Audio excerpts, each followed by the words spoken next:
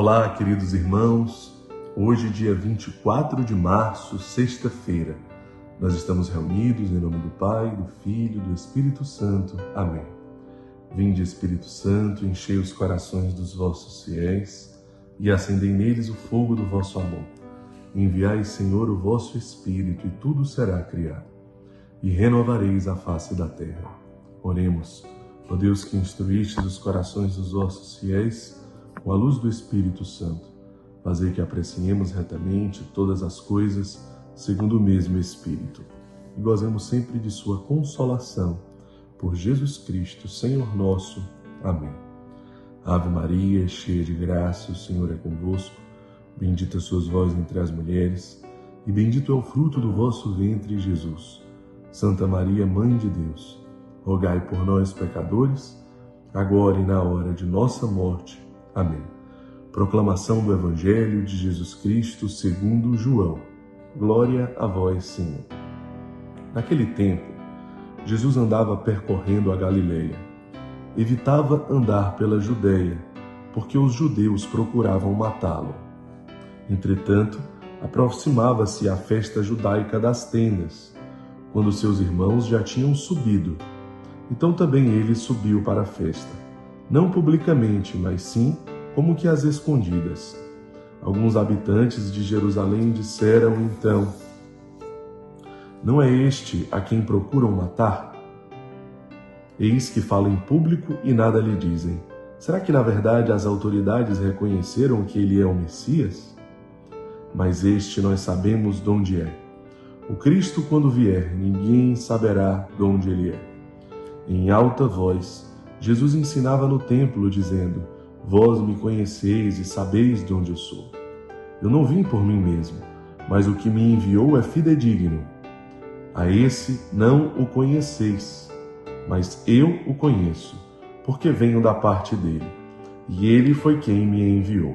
Então queriam prendê-lo, mas ninguém pôs a mão nele, porque ainda não tinha chegado a sua hora. Então, meus irmãos, a primeira coisa é que nós estamos nos aproximando do quinto domingo da Quaresma, onde nós iremos iniciar um novo tempo na Quaresma, um tempo que nós vamos mergulhar mais profundamente já no mistério da paixão de Cristo. A paixão de Cristo está se aproximando. A Quaresma é dividida em duas partes. A primeira parte, que nós vivenciamos até aqui, um tempo de conversão.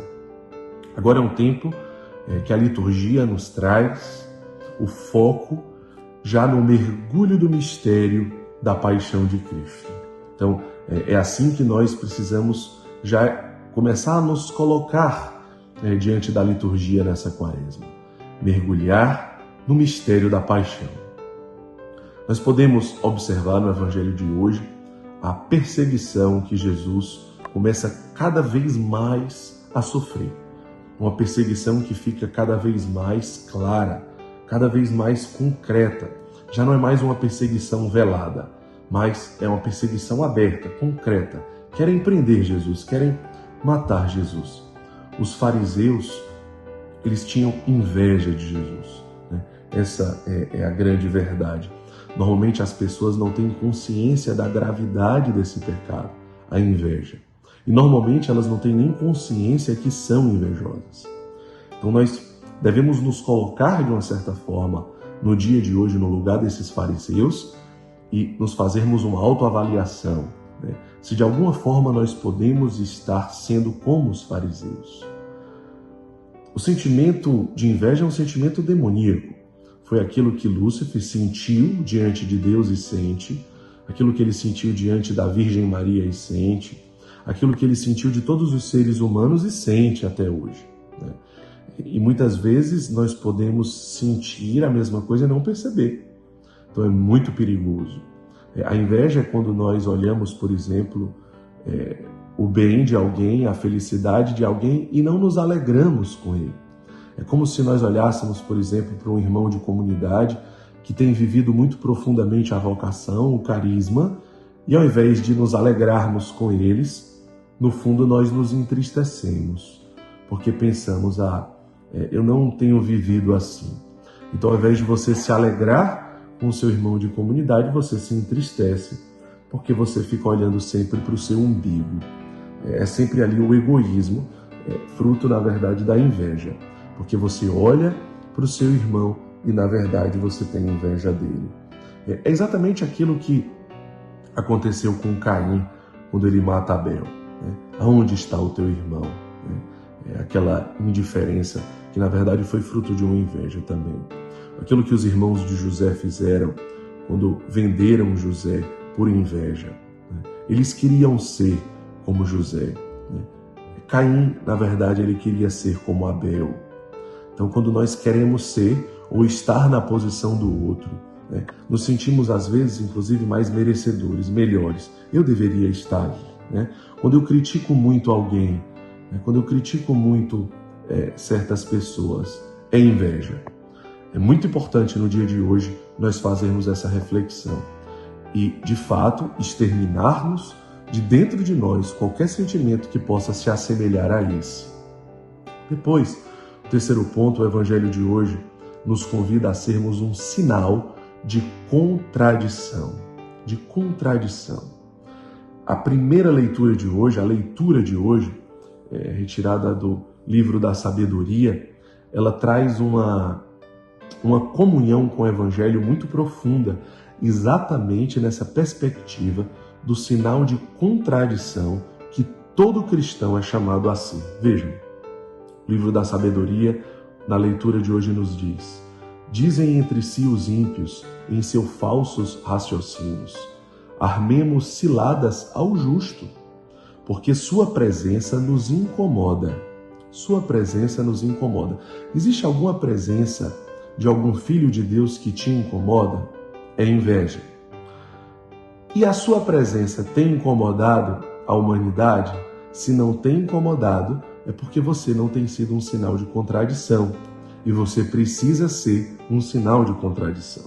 Porque a sua presença nos incomoda. Ela se opõe ao nosso modo de agir. Sabe quando alguém ama muito os pobres e esse amor aos pobres incomoda? Incomoda. O Santo Padre, o Papa Francisco, por exemplo, o amor que ele tem aos pobres incomoda, porque nem todos amam os pobres, infelizmente. E quando você vê o Papa amando os pobres, isso incomoda. Incomoda porque fica evidente a necessidade que eu tenho de amar os pobres. Então, o seu modo de agir incomoda.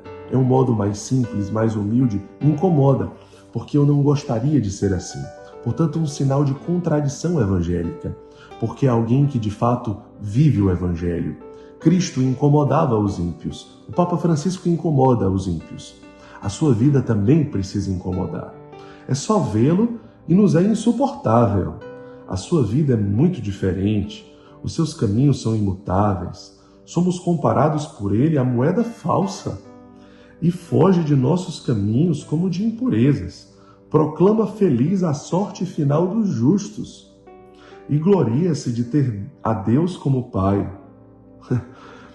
Vejam, é assim, meus irmãos, que precisa ser a nossa vida.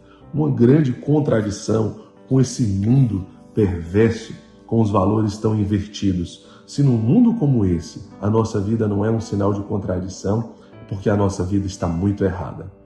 Se na verdade estão aplaudindo demais você, estão elogiando demais você, estão reconhecendo demais você, tem alguma coisa errada. Depois, um quarto ponto. Jesus fala no Evangelho hoje: vós não conheceis a Deus. Vós não conheceis a Deus. Mas que palavra forte. Então o Evangelho te convida hoje a refletir: será que você realmente conhece a Deus? Será que você conhece a Deus da forma como Ele realmente é?